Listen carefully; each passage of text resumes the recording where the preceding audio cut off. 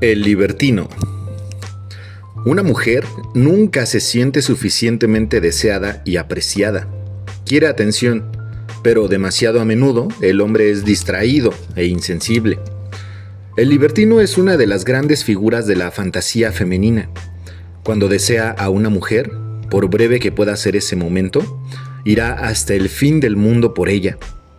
Puede ser infiel, deshonesto y amoral, pero eso no hace sino aumentar su atractivo. A diferencia del hombre decente normal, el libertino es deliciosamente desenfrenado, esclavo de su amor por las mujeres. Está además el señuelo de su reputación. Tantas mujeres han sucumbido a él que debe haber un motivo. Las palabras son la debilidad de una mujer, y él es un maestro del lenguaje seductor. Despierta el ansia reprimida de una mujer, adaptando a ti la combinación de peligro y placer del libertino. El libertino apasionado. Para la corte de Luis XIV, los últimos años del rey fueron sombríos. El monarca estaba viejo y se había vuelto insufriblemente religioso y antipático. La corte se aburría y desesperaba por alguna novedad. En 1710, por lo tanto, el arribo de un joven de 15 años en extremo apuesto y encantador tuvo un efecto particularmente intenso en las damas. Se apellidaba Fronsac y sería el futuro duque de Richelieu, sobrino nieto del perverso cardenal Richelieu. Era insolente e ingenioso. Las damas jugueteaban con él, pero en correspondencia el duque besaba sus labios, mientras sus manos se aventuraban lejos para un muchacho inexperto. Cuando esas manos se extraviaron faldas arriba de una duquesa no tan indulgente, el rey enfureció y envió al joven a la Bastilla para darle una lección. Sin embargo, las damas, para quienes había sido tan divertido, no soportaron su ausencia. En comparación con los estirados de la corte, tenía una osadía increíble, ojos penetrantes y manos más rápidas de lo conveniente. Nada podía detenerlo.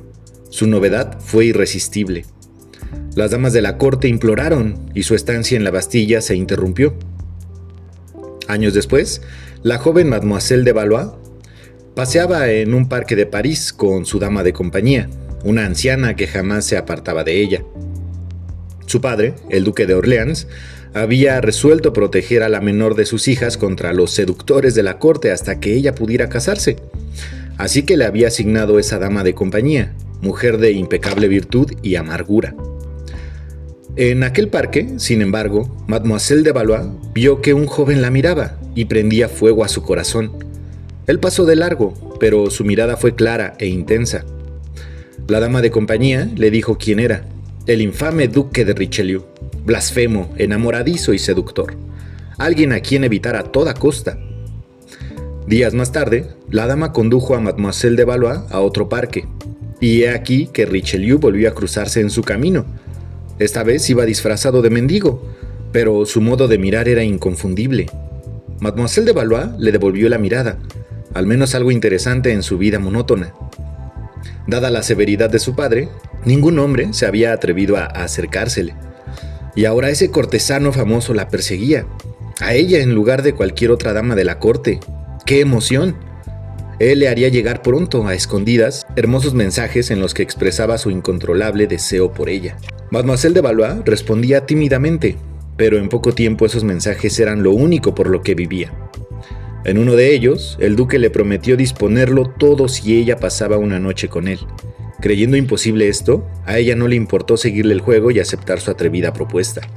Mademoiselle de Valois tenía una doncella, llamada Angélique, que la desvestía antes de acostarse y que dormía en un cuarto contiguo. Una noche, mientras su dama de compañía tejía, Mademoiselle de Valois distrajo su lectura y vio a Angélique llevando su ropa de cama a la habitación. Pero, contra su costumbre, Angélique se volvió y le sonrió. Era Richelieu, magistralmente disfrazado de la camarera. Mademoiselle de Valois estuvo a punto de gritar de susto, pero se contuvo, percatándose del peligro en que se hallaba. Si decía algo, su familia se enteraría de los mensajes y de su participación en el asunto. ¿Qué podía hacer? Decidió ir a su habitación y disuadir al joven duque de su maniobra, ridículamente peligrosa. Así, deseó buenas noches a su dama de compañía, pero una vez en su recámara, sus planeadas palabras fueron inútiles. Cuando trató de razonar con Richelieu, él respondió con esa mirada suya y la tomó entre los brazos. Ella no podía gritar, pero no sabía qué hacer tampoco. Las impetuosas palabras de él, sus caricias, el peligro de todo. Su cabeza le daba vueltas, estaba perdida. ¿Qué eran la virtud y su aburrimiento de antes comparados con una noche con el libertino más conocido de la corte? Así, mientras la dama de compañía tejía a lo lejos, el duque la inició en los rituales del libertinaje. Meses después, el padre de Mademoiselle de Valois tuvo razones para sospechar que Richelieu había penetrado sus líneas defensivas. La dama de compañía fue despedida y las precauciones redobladas. Orleans no comprendió que para Richelieu esas medidas eran un desafío, y el duque vivía para los desafíos. Compró la casa de al lado, bajo nombre falso, y abrió una puerta secreta en la pared misma que daba a la alacena de Orleans. En esta alacena, y a lo largo de los meses siguientes, hasta que la novedad se agotó, Mademoiselle de Valois y Richelieu disfrutaron de citas interminables. Todos en París sabían de las proezas de Richelieu, pues él se encargaba de divulgarlas lo más ruidosamente posible. Cada semana, una nueva anécdota circulaba en la corte. Un hombre había encerrado una noche a su esposa en una habitación del piso de arriba, preocupado de que el duque anduviera tras ella. Para reunirse con la dama, el duque se había arrastrado a oscuras por una frágil tabla suspendida entre dos ventanas de pisos superiores. Dos mujeres que vivían en una misma casa, una viuda, la otra casada y muy religiosa, habían descubierto, para su mutuo horror, que el duque las enamoraba al mismo tiempo, dejando a una durante la noche para estar con la otra. Cuando se lo reclamaron, siempre al acecho de algo nuevo y dueño de una labia endemoniada, no se disculpó ni retractó, sino que procedió a convencerlas de un ménage à trois, aprovechándose de la vanidad herida de cada una de ellas, que no soportaban la idea de que prefiriera a la otra. Año tras año aumentaban las notables historias de seducción del duque. Una mujer admiraba su audacia y valor, otra su gallardía para contrariar a un esposo. Las mujeres competían por su atención. Si él no quería seducirlas, tenía que haber algo malo en ellas. Ser el blanco de sus atenciones se volvió una grandiosa fantasía. Una vez, dos damas sostuvieron un duelo de pistolas por él, y una de ellas resultó gravemente herida.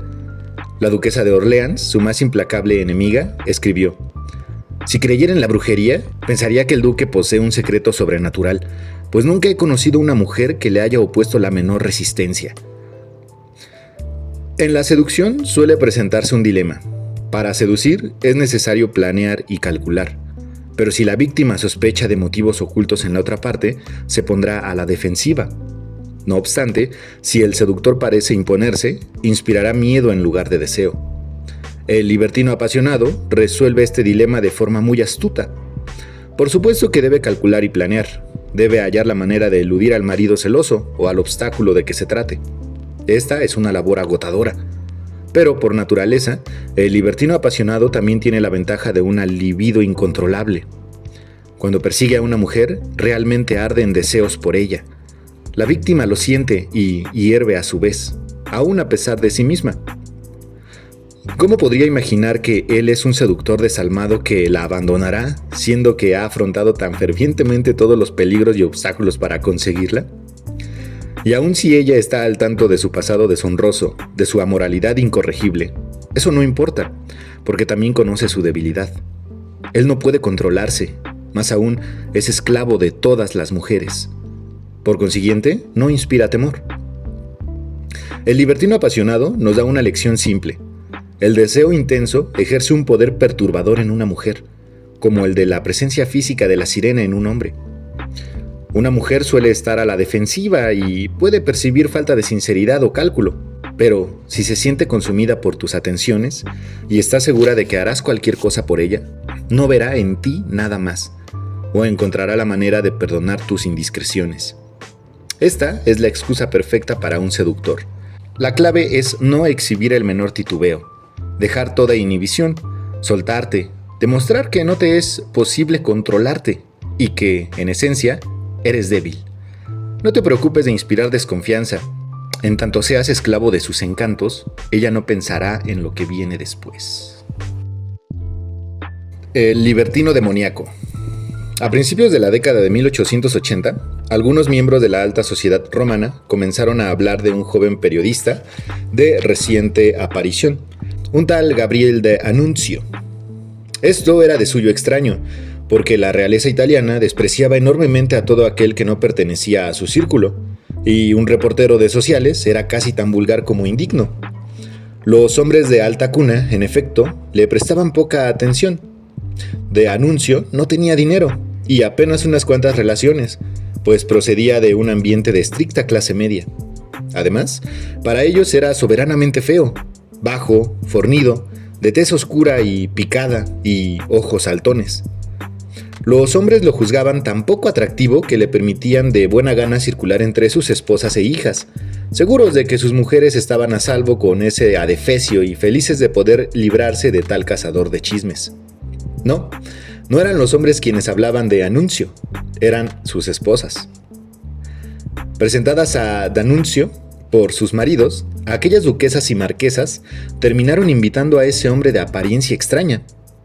Y cuando estaba a solas con ellas, su actitud cambiaba repentinamente. En cuestión de minutos, las damas estaban embelesadas. Para comenzar, D'Annunzio tenía la voz más maravillosa que ellas hubieran oído jamás, baja y grave, con articulación silabeada, ritmo fluido y entonación casi musical. Una mujer la compararía con campanarios repicando a lo lejos. Otras decían que esa voz poseía un efecto hipnótico. También las palabras que emitía eran interesantes, frases aliteradas, locuciones preciosas, imágenes poéticas y un modo de elogiar capaz de derretir el corazón de una mujer. D'Annunzio había alcanzado el dominio del arte de adular. Parecía conocer la debilidad de cada mujer. A una la llamaba diosa de la naturaleza, a otra, incomparable artista en ciernes, a otra más, figura romántica salida de las páginas de una novela. El corazón de una mujer latía con fuerza mientras el periodista describía el efecto que ella ejercía en él. Todo era sugerente y aludía a sexo o romance. En la noche, ella ponderaba sus palabras y recordaba poco de lo que él había dicho, porque nunca decía nada concreto, pero mucho de lo que le había hecho sentir. Al día siguiente, esa mujer recibía de él un poema que parecía haber escrito especialmente para ella. En realidad, D'Annunzio escribía docenas de poemas similares, cada uno de los cuales adaptaba a su víctima prevista. Luego de varios años de haberse iniciado como reportero de sociales, D'Annunzio se casó con la hija del duque y la duquesa de Gallese.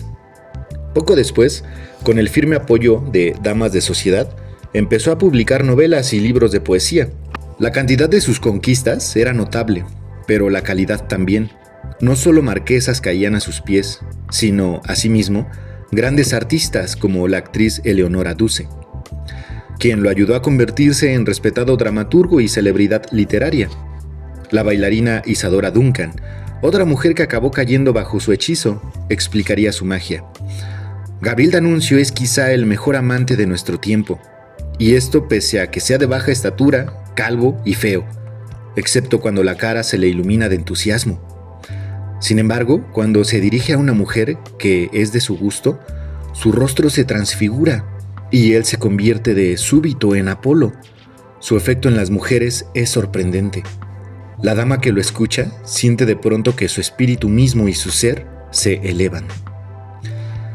Al estallar la Primera Guerra Mundial, D'Annunzio, entonces de 52 años, se alistó en el ejército. Aunque carecía de experiencia militar, tendía al dramatismo y ardía en deseos de mostrar su valor. Aprendió a volar y dirigió misiones peligrosas, aunque muy eficaces. Al fin de la guerra, era el héroe más condecorado de Italia. Sus hazañas lo volvieron gloria nacional, y tras la guerra, fuera de su hotel, se congregaban multitudes en cualquier ciudad italiana. Él les hablaba de política desde su balcón y clamaba contra el gobierno italiano en turno. A un testigo de uno de sus discursos, el escritor estadounidense Walter Starkey, le decepcionó en principio el aspecto del famoso D'Annunzio en un balcón de Venecia. Era menudo y parecía grotesco.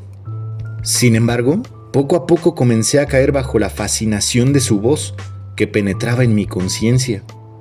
Nunca un gesto apresurado, brusco, Pulsó las emociones de la similitud como lo haría un consumado violinista con un Stradivarius. Los ojos de Miles estaban fijos en él, como hipnotizados por su poder. El sonido de su voz y las poéticas connotaciones de sus palabras eran también lo que seducía a las masas. Con el argumento de que la Italia moderna debía reclamar la grandeza del Imperio Romano, de Anuncio inventaba consignas que el público coreaba, o hacía preguntas de intensa carga emocional, halagaba a la multitud, la hacía sentir parte de un drama. Todo era vago y sugestivo. El tema del momento era la posesión de la ciudad de Fiume, justo al otro lado de la frontera, en la vecina Yugoslavia. Muchos italianos creían que el premio a su país por haberse unido a los aliados en la guerra debía ser la anexión de Fiume. D'Annunzio defendía esta causa, y dada su condición de héroe de guerra, el ejército estaba listo para apoyarlo, aunque el gobierno se oponía a toda acción. En septiembre de 1919, rodeado de soldados, D'Annunzio dirigió su infausta marcha sobre Fiume. Cuando un general italiano lo detuvo en el camino y amenazó con dispararle, el poeta se abrió el abrigo para exhibir sus medallas y exclamó con magnética voz: «Si ha de matarme, apunte aquí». Atónito, el general rompió a llorar. Se unió a D'Annunzio. Cuando el poeta entró a Fiume, se le recibió como libertador. Al día siguiente fue declarado jefe del Estado Libre de Fiume. Pronto pronunciaba discursos todos los días desde un balcón en la plaza principal de la ciudad, hechizando a decenas de miles sin el auxilio de altavoces. Iniciaba toda clase de celebraciones y rituales rememorando al Imperio Romano. Los ciudadanos de Fiume dieron en imitarlo, en particular sus proezas sexuales. La urbe se convirtió en un burdel gigantesco. Él era tan popular que el gobierno italiano llegó a temer una marcha sobre Roma, la que, de haberse efectuado en ese momento, teniendo D'Annunzio el apoyo de gran parte del ejército, habría podido culminar exitosamente. El poeta habría aventajado así a Mussolini y cambiado el curso de la historia. No era fascista, sino una suerte de esteta socialista. Pero decidió quedarse en Fiume, que gobernó durante 16 meses, hasta que el régimen italiano lo derribó al fin, a fuerza de bombas. La seducción es un proceso psicológico que trasciende el género, salvo en el par de áreas clave en que cada género tiene su propia debilidad. El hombre es tradicionalmente vulnerable a lo visual. La sirena, capaz de inventarse la apariencia física indicada, seducirá en grandes cantidades. La debilidad de las mujeres son el lenguaje y las palabras. Como escribió la actriz francesa Simone, una de las víctimas de D'Annunzio, ¿cómo podrían explicarse las conquistas del poeta sino por su extraordinario poder verbal y el timbre musical de su voz, puesta al servicio de una excepcional elocuencia? Porque mi sexo es susceptible a las palabras, lo embrujan, quiere ser dominado por ellas. El libertino es tan promiscuo con las palabras como con las mujeres. Elige términos por su aptitud para sugerir, insinuar, hipnotizar, elevar, contagiar. Las palabras del libertino equivalen al aderezo corporal de la sirena. Son un poderoso entretenimiento sensual, un narcótico.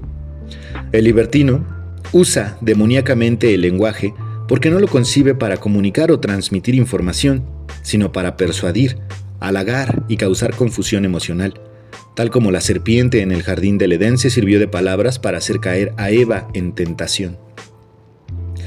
El caso de D'Annunzio pone de manifiesto el vínculo entre el libertino erótico, que seduce a las mujeres, y el libertino político, que seduce a las masas. Ambos dependen de las palabras. Adapta a tu propia situación la personalidad del libertino y descubrirás que el uso de las palabras como sutil veneno tienen infinitas aplicaciones. Recuerda, lo que importa es la forma, no el contenido. Cuanto menos reparen tus víctimas en lo que dices y más en lo que haces sentir, tanto más seductor será tu efecto. Da a tus palabras un elevado sabor espiritual y literario, el mejor para insinuar deseo en tus involuntarias presas. Claves de personalidad. En principio, podría parecer extraño que un hombre visiblemente deshonesto, infiel y sin interés en el matrimonio atraiga a una mujer. Pero a lo largo de la historia y en todas las culturas, este tipo ha tenido un efecto implacable. El libertino ofrece lo que la sociedad no permite normalmente a las mujeres: una aventura de placer absoluto, un excitante roce con el peligro. Una mujer suele sentirse agobiada por el papel que se espera de ella. Se supone que debe ser una delicada fuerza civilizadora de la sociedad y anhelar compromiso y lealtad de por vida. Pero, a menudo, su matrimonio y relaciones no le brindan romance ni devoción, sino rutina y una pareja invariablemente distraída. Es por eso que persiste la fantasía femenina de un hombre capaz de entregarse por entero. Un hombre que viva para la mujer, así sea solo un instante. Este reprimido lado oscuro del deseo femenino halló expresión en la leyenda de Don Juan. Al principio, esta leyenda fue una fantasía masculina, el caballero audaz que podía tener todas las mujeres que quisiera. Pero en los siglos XVII y XVIII, Don Juan transitó lentamente del aventurero masculino a una versión más feminizada, un hombre que solo vivía para las mujeres. Esta evolución fue producto del interés de las mujeres en ese argumento y resultado de sus deseos frustrados. El matrimonio era para ellas una forma de servidumbre por contrato, pero Don Juan ofrecía placer por el placer mismo, un deseo sin condiciones. Cuando una mujer se cruzaba en su camino, él no pensaba más que en ella. Su deseo era tan fuerte que ella no tenía tiempo de pensar ni preocuparse por las consecuencias. Él llegaba de noche, concedía un momento inolvidable y desaparecía. Quizá para entonces ya había conquistado a miles de mujeres, pero eso no hacía sino volverlo más interesante. El abandono era mejor que no ser deseado por un hombre así. Los grandes seductores no ofrecen los apacibles placeres que la sociedad aprueba. Tocan el inconsciente de una persona, los deseos reprimidos que claman por ser liberados. No creas que las mujeres son las criaturas frágiles que a algunos les gustaría que fueran. Como a los hombres, también a ellas les atrae enormemente lo prohibido, lo peligroso, incluso lo un tanto perverso. Don Juan termina yéndose al infierno y la palabra raque, libertino en inglés, se deriva de Rakehel, el hombre que rastrilla el carbón en el infierno. El componente diabólico es parte importante de esa fantasía.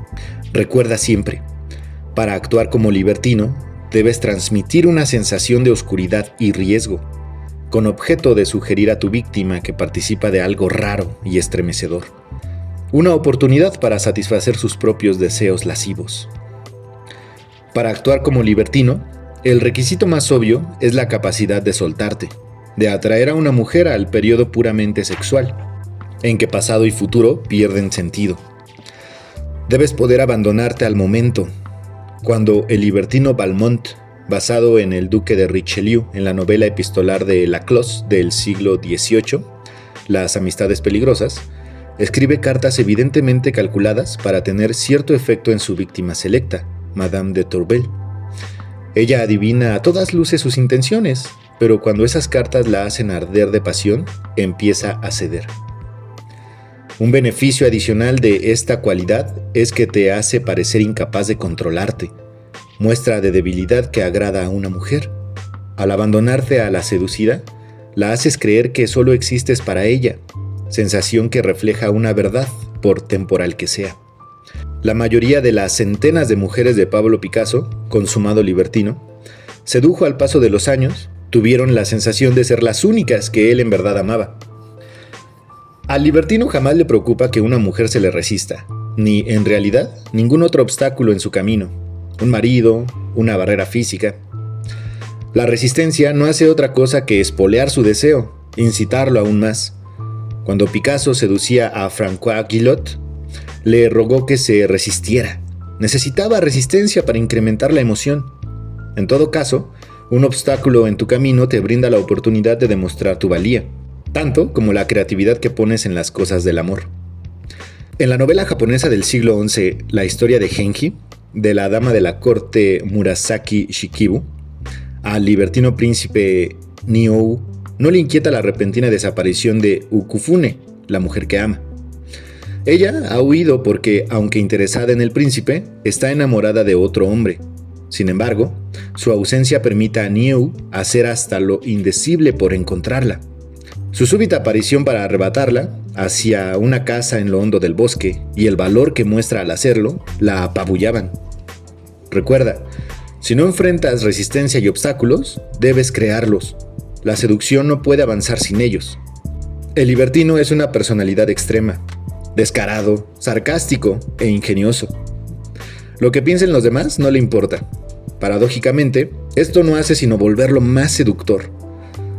En la cortesana atmósfera de Hollywood, en la época del imperio de los estudios, cuando la mayoría de los actores se portaban como borreguitos, el gran libertino Errol Flynn destacó por su insolencia. Desafiaba a los directores de los estudios, hacía bromas inmoderadas y se deleitaba en su reputación de supremo seductor de Hollywood, todo lo cual aumentó su popularidad. El libertino precisa de un telón de fondo convencional, una corte anquilosada, un matrimonio aburrido, una cultura conservadora, para brillar, para ser apreciado por la bocanada de aire fresco que aporta. Jamás te preocupes por excederte. La esencia del libertino es llegar más lejos que nadie. Cuando el conde de Rochester, el libertino, además de poeta, más famoso de Inglaterra en el siglo XVII, raptó a Elizabeth Mallet, una de las damas jóvenes más asediadas de la corte, se le castigó debidamente. Pero he aquí que, años después, la joven Elizabeth, aunque cortejada por los mejores partidos del país, eligió a Rochester por esposo. Al exhibir su atrevido deseo, él se distinguió del montón. La radicalidad del libertino va aparejada con la sensación de peligro y tabú, e incluso el dejo de crueldad que lo rodea. Este fue el atractivo de otro libertino y poeta, uno de los mayores impudentes de la historia, Lord Byron. Byron aborrecía todas las convenciones y lo demostraba sobrada y gustosamente. Cuando tuvo una aventura con su hermanastra, quien le dio un hijo, se aseguró de que toda Inglaterra lo supiera. Podía ser en extremo cruel, como lo fue con su esposa, pero todo esto no hacía sino volverlo mucho más deseable. Peligro y tabú apelan a un lado reprimido en las mujeres, las que supuestamente deben representar una fuerza cultural civilizadora y moralizante. Así como un hombre puede caer víctima de la sirena por su deseo de liberarse de su masculino sentido de responsabilidad, una mujer puede sucumbir al libertino por su anhelo de liberarse de las restricciones de la virtud y la decencia. Es frecuente, en efecto, que la mujer más virtuosa sea la que se enamore en mayor grado del disoluto. Entre las cualidades más seductoras del libertino está su habilidad para lograr que las mujeres deseen reformarlo. ¿Cuántas no creyeron que dominarían a Lord Byron? ¿Cuántas no pensaron ser aquella con la que Picasso pasaría finalmente el resto de su vida? Explota esta tendencia al máximo. Cuando te sorprendan en flagrante libertinaje, echa mano de tu debilidad, tu deseo de cambiar y tu imposibilidad de conseguirlo. Con tantas mujeres a tus pies, ¿qué puedes hacer? La víctima eres tú. Necesitas ayuda. Ninguna mujer dejará pasar esta oportunidad. Son singularmente indulgentes con el libertino por su prestancia y simpatía. El deseo de reformarlo esconde la verdadera naturaleza de su deseo, la secreta emoción que obtiene de él. Cuando Bill Clinton fue pillado en pleno libertinaje, las mujeres salieron de inmediato en su defensa y hallaron toda excusa posible en su favor. El hecho de que, a su extraña manera, el libertino esté consagrado a las mujeres, lo vuelve adorable y seductor para ellas. Por último, uno de los bienes más preciados del libertino es su fama. Nunca restes importancia a tu mala reputación, ni parezcas disculparte por ella. Al contrario, acéptala, auméntala. Ella es la que te atrae mujeres. Son varias las cosas por las que debes ser conocido. Tu irresistible encanto para las mujeres, tu incontrolable devoción al placer, lo que te hará parecer débil, pero también una compañía excitante. Tu desdén por lo convencional, una vena rebelde que hace que parezcas peligroso. Este último elemento puede ocultarse un poco. En la superficie sé atento y cortés, pero no dejes de hacer saber que tras bastidores eres incorregible. El duque de Richelieu divulgaba sus conquistas tanto como podía, con lo que estimulaba el deseo competitivo de otras mujeres de sumarse a su club de las seducidas. Lord Byron atraía a sus víctimas propicias gracias a su mala fama. Una mujer puede ser ambivalente ante la fama de Clinton, pero bajo esa ambivalencia hay un interés profundo, No dejes tu reputación al azar o al rumor. Es tu obra maestra y debes producirla, pulirla y exhibirla con la atención de un artista. Peligros. Como el de la sirena, el mayor riesgo para el libertino procede de los miembros de su mismo sexo, mucho menos indulgentes que las mujeres con sus constantes líos de faldas. Antiguamente, el libertino era con frecuencia aristócrata, y por numerosas que fueran las personas que ofendía o hasta mataba, al final quedaba sin castigo. Hoy, solo las estrellas y los muy ricos pueden hacer de libertinos con impunidad. Los demás debemos ser prudentes. Elvis Presley era tímido de joven, pero habiendo llegado pronto al estrellato y viendo el poder que esto le daba sobre las mujeres, enloqueció y se hizo libertino casi de la noche a la mañana. Como muchos otros de su especie, Elvis tenía predilección por mujeres ya comprometidas. En numerosas ocasiones se vio acorralado por maridos o novios furibundos y se llevó moretones y cortadas. Esto parecería indicar que debes huir graciosamente de novios y esposos, en especial al inicio de tu carrera. Pero el encanto del libertino reside en que esos peligros no le importan. No puedes ser libertino si eres temeroso y prudente. La paliza ocasional forma parte del juego. Aún así, cuando tiempo después Elvis estaba en el pináculo de su carrera, ningún esposo se atrevió a tocarlo.